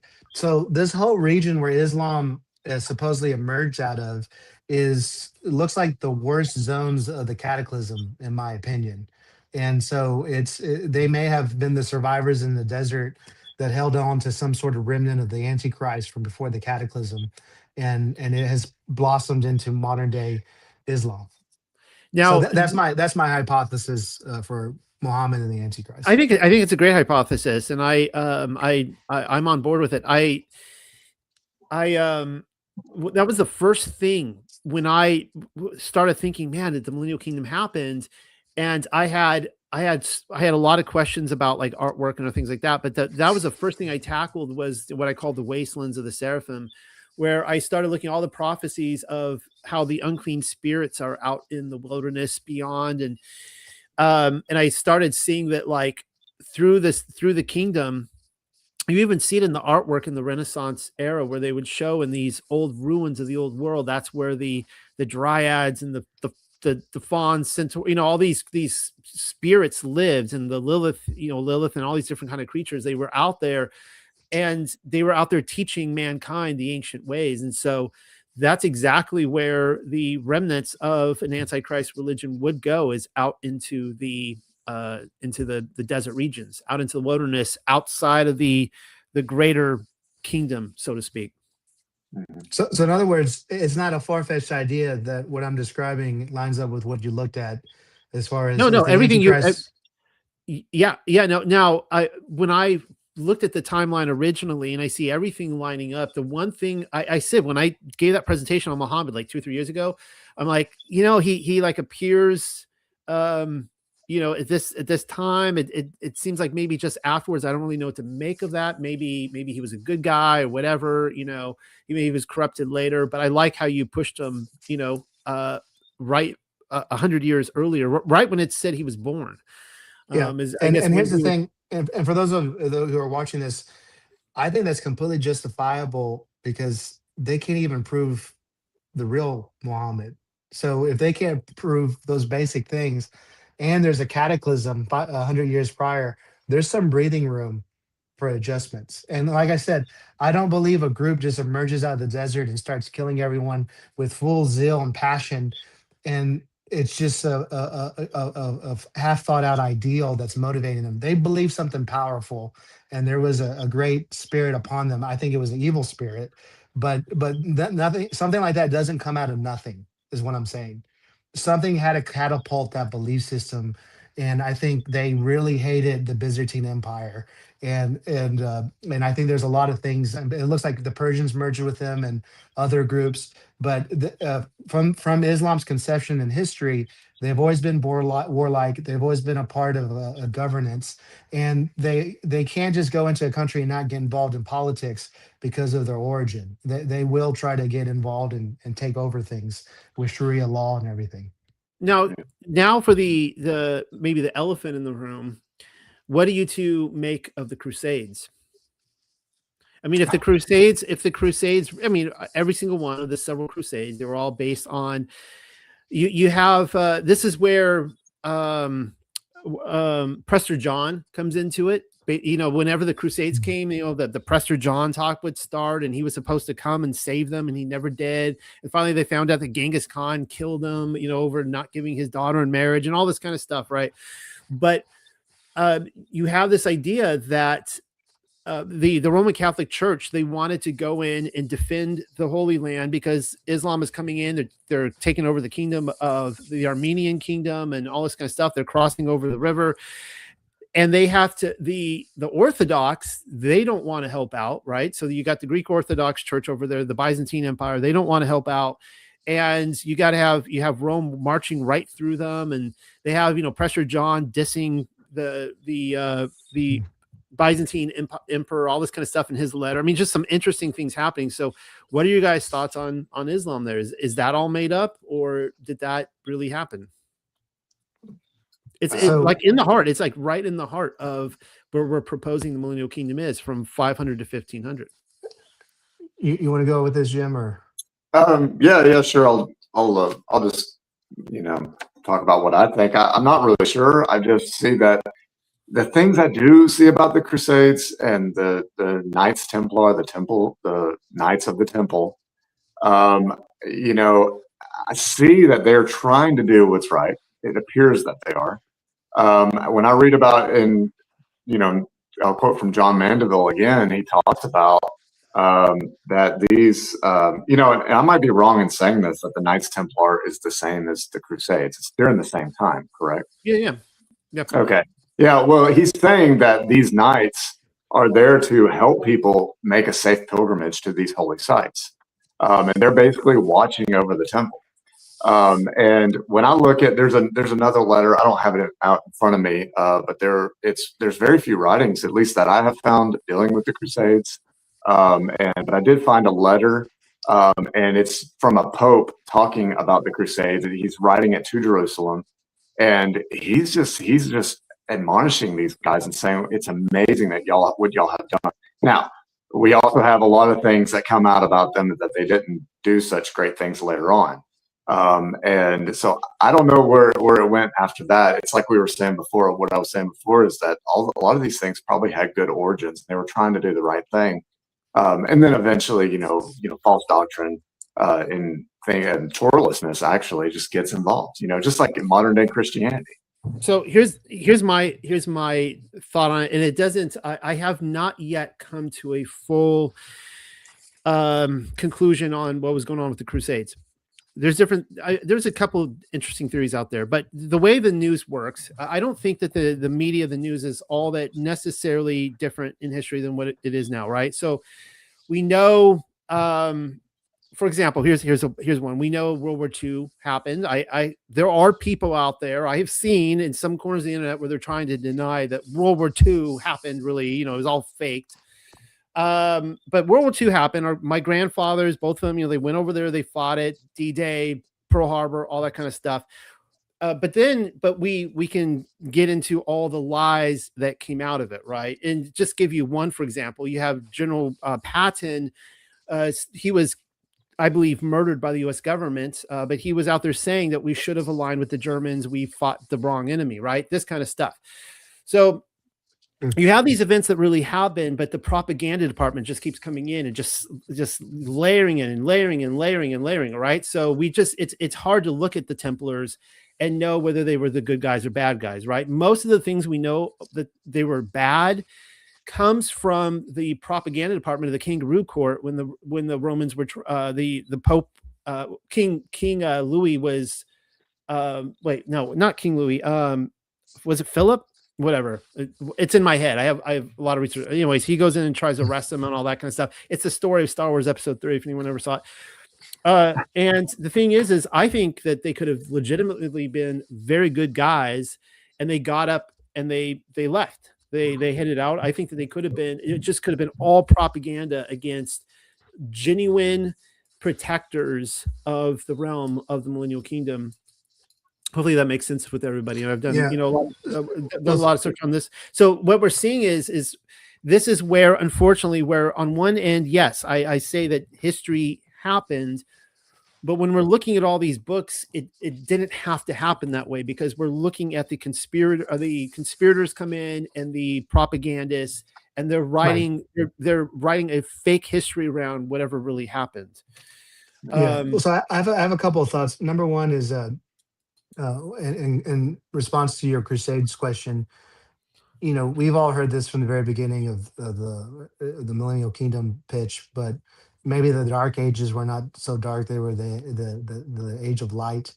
Yeah. And one of the biggest concerns I have, and I was talking about the Eastern Orthodoxy history and everything like that, was what bothers me about Roman Catholicism and Eastern Orthodoxy history is they were the founders of Christian on Christian violence. And they within 2 centuries from Constantine, you had Christians killing Christians on the battlefields, and it was over. Some of those wars were motivated and helped the populace kill Christians because they were on the other side of the ecumenical council. So they're heretics. So let's go kill them. So one of the biggest hurdles for Christians in general is whenever you have an atheist or agnostic and they point to this time period, it's not just that we killed a bunch of Muslims, it's we also killed a bunch of Christians and other things. And so when people read about this history in at school, they're often turned off to the idea of Yeshua and his kingdom. And they're also kind of like, man, those people sound horrible. Why are they any different than any other kingdom? So if the Millennial Kingdom was in this time period doing something, if we're in the era of great deception, the release of the devil, that would be the first thing I would try to scrub out and take something that's already there and then alter it and change the narrative around it. And I think that's a strong possibility. But how you can discern the right ends to something and the edges on that once it's been deceived and changed, it's near impossible to work backwards, if that's true, because the powers that control everything have access to the libraries. In fact, they burnt libraries, they burnt cities, they burnt all. So there's so much stuff that's been lost to history. And so occasionally we'll find books like pseudo something, and we look into it, and maybe it's not so pseudo. Maybe it's actually real. Yeah. So it's a really hard process.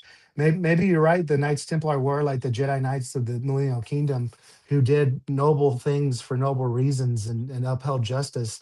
But they're going to take that narrative and make them the villain, and we see that all the time. Keep in mind, and this ties into Freemasonry too, is that the Freemason. Okay, I've done a lot of work on these cathedrals, and I'll have people point out to me I'll talk about how these cathedrals, that there were no seats in these cathedrals, that there was never pews, anything like that. And someone will say, well, that's very Masonic. No, that just goes to Freemasons. I'm like, no, that doesn't show they're Freemasons. It just continues to show that the Freemasons, who claim they came from the Templars, they're just in the inheritors. They have taken all the, the two pillars of Freemasonry, all this stuff. They have taken legitimate things and they're holding it as the controllers, and they're corrupting it. And so, I mean, I tie in the fall of the Templars to a kind of a similar storyline, not just to the Jedi Knights in episode 3, though that's a very good connection, is actually to the elves of Middle Earth, and seeing how they were, these elves were hated by the men of Middle Earth, and they were the protectors. They were the ones working through terrestrial paradise for the Creator to actually keep evil away. And you see how they have these diminished cities of light. They keep shrinking and shrinking down to these islands at the very end when they finally get up and all go. So I was going to point out, I'm not a part of a lot of these other conversations. I don't know all that people say about the Millennial Kingdom, but there the two women who are writing books with us, the Book of Nikala, they're about to come out with volume 2. They have a very fascinating theory as they're writing their series on the Millennial Kingdom, and it's that the events that happen in history, that they were basically the people outside the camps. Like there's all these different camps, these areas of light that were being ruled by the Millennial Kingdom saints, but then you had all these other events in the darkness happening around, and that's where we pull up a lot of our history of the Middle Ages. Kind of interesting theory, something to think about. Well, and to me, that would make a lot of sense, because it's not so much whether or not the stories of the Catholics and Eastern Orthodox are true. It's about what other history is being left out, is what you're saying. Yeah, exactly. We're only going to leave in the dark stuff, but we're not talking about all the beautiful things that occurred during that 1,000-year period. We're not going to talk about those wonderful kingdoms and nations and rulers that did incredible things. We're going to talk about these really corrupt, Romanized, imperial, hateful, versions and twisted of Christianity and everything. And we're going to leave that in, and we're going to let people see that's what Christianity is about. And that's kind of the go-to phase. And even a lot of times when people say, well, I studied church history, that's why I'm a Catholic. And I would say, well, do you go before Constantine? Because a lot of them just start off with Constantine and say, well, that's, this is what they believed. And well, no, that's Roman. That's the Romanization of the Torah, and Romanization of Yeshua. One last thing though, I didn't put this in my presentation, but I saw this guy. He was doing a presentation on Islam, and I wanted to share this with you. But this is a quote taken from, it's a Coptic Christian bishop from 690 AD. And this is a really fascinating quotation. It says, and now many of the Egyptians who had been false Christians deny the Holy Orthodox faith and in life-giving baptism, and embrace the religion of the Muslims. Notice this, the enemies of God, and accepted the detestable doctrine of the beast. Wow. Isn't that interesting? And it's When was almost like that, written? 690 AD. Oh, wow. Wow. So that would make a lot of sense if you know something about the history of the prophet. Did it come from a beast religion of the past? That's a comment you would make if you knew something about the past that we don't really know about today. But he's connecting that to a beast. So I find that very fascinating. So there's so much in history that I feel like has just been rubbed out, and we just get little fragments here and there. And it's very frustrating. I still have a lot of questions about Islam though, because when you look at their architecture, there's some things that are very unique about it compared to, say, Roman or Byzantine, or even what was going on in England and so on and so forth. And yet they all have commonalities. You all have you go to these mosques and they still have the baptistries there. I don't think they baptize people, but it's like, what are they doing with these? Right. It just, yeah, with the pillars, the 4 pillars that surround them and all this stuff. And so a lot of octagonal or hexagonal or whatever shape stuff, there's just commonalities with their architecture. So, part of me just wonders if we're ever going to get to the full bottom of everything that happened at that time. Well, and one of the things too that kind of, going back to my idea of taking history and stretch it out to cover up history, there's this a lot of the stuff in the Crusades of the Muslims taking Jerusalem and the Roman fighting them.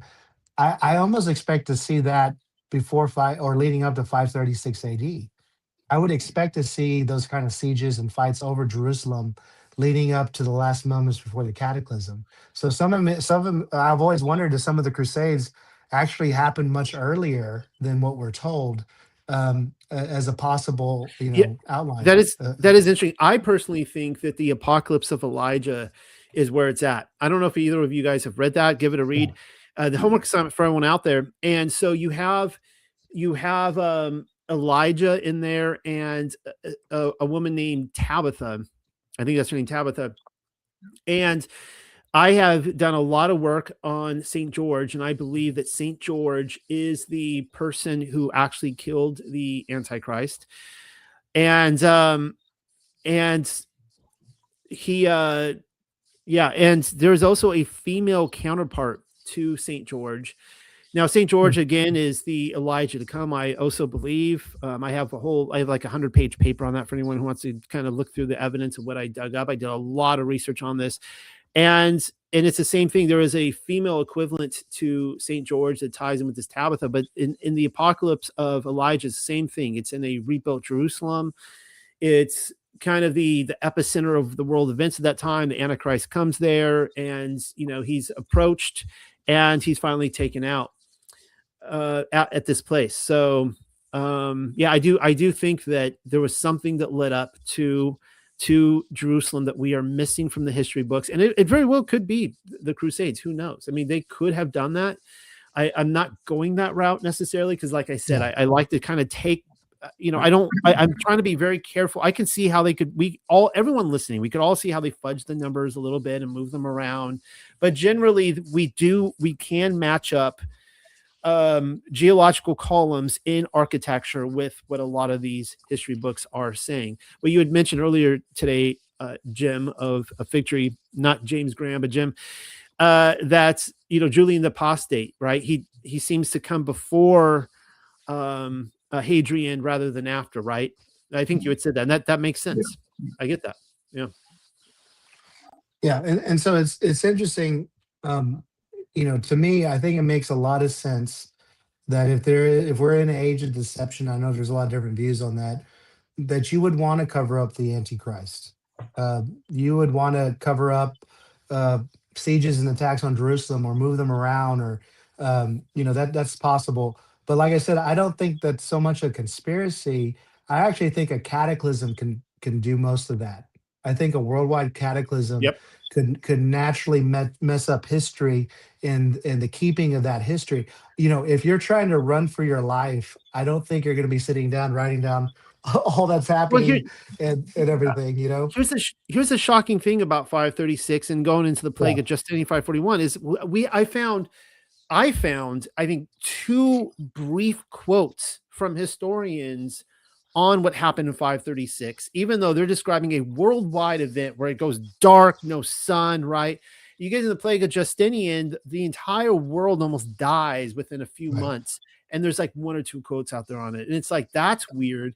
You would think everybody would be writing, down in their journals, that the sun hasn't come around in a year. It's pretty dark out there. Everything's dying. We're all dying of disease. And yet it's just like a silence. It's a total silence on this. And that just goes to show that, yes, either there was a conspiracy of silence afterwards, or books were destroyed, or just in the cataclysm itself. Yeah. Like it like nobody need to cover it up. It just the nature itself, just the very nature of the event covered it all up. I do want to point out on this note that one of I can't stand being referred to as a little seasonist. Somewhere along the line, someone came and called me a little seasonist. I'm like, no, I'm not a little seasonist. But the thing is, what I don't like with that is that the little seasonists, as they refer to themselves, they always give all credit to Satan. They're like, he's in control. He's lying about everything. He's lying to you about everything. It's like, well, first of all, let's consider this. Satan himself is deceived. All right. Like Yah is in control of everything. and Yah is the one that is blinding Satan. And yes, he is the father of lies. We know that, but Yah is in control, and Satan himself is blinded. So I don't like to give credit to him, too much credit for him on this. Yeah, enough said on that. We are coming up to the very end here, and I really enjoyed this. Did you go through all your notes, James? Was that everything? Yeah, that was the gist of it, and you know, that this is something I will continue to be studying myself, because there's just so much to take in. I'm still going to come back around, if you'll have me back in the summertime, on where I'm at with 70 AD, because I keep finding little stuff on there, but I really think that's part of the puzzle of what's going on with that. I will really look forward to hearing, what you, if you are able to be the man who solves that. I am looking forward, even whatever clues you have, I'm looking forward to that. And of course, James, you're going to be doing some podcasting with us. I think very soon here, next week or two, you're going to have something, and we'll put that up on Tuck. Fig Tree, Jim, is there anything else you wanted to throw out there in the final minutes we have? I would like, I think we ought to come back together, because I know that kind of the idea of Gog and Magog thrown into this kind of works with this idea. Because I don't know if you mentioned it, James, or it was off camera, but we were talking about how Gog and Magog is to come out before the Antichrist. So that's something really interesting. That's in the Pseudo-Methodius, I think, as well. So, let's come back. Let's talk about that again, because that's an incredible idea as well that we could talk about. Something that the three of us have never talked about is the Dead Sea Scroll, the war of the sons of light against the sons of darkness. Yeah.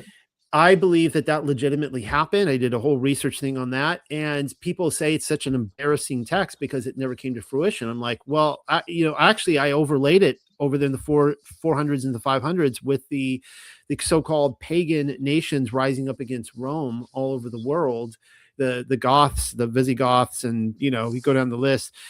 And I would love to even talk about that with you guys again and get that conversation going. But that's, I think, just about all the time we have today, right? So I want to thank you guys for coming on, and I love every time you guys come on. This was a really great conversation, just a very laid back conversation. I've been pretty relaxed. I don't know if you noticed, just kind of twiddling my thumbs, listening to you guys and throwing in my own 2 cents every so often. Hope everyone else enjoyed this, and speak now, forever hold your peace.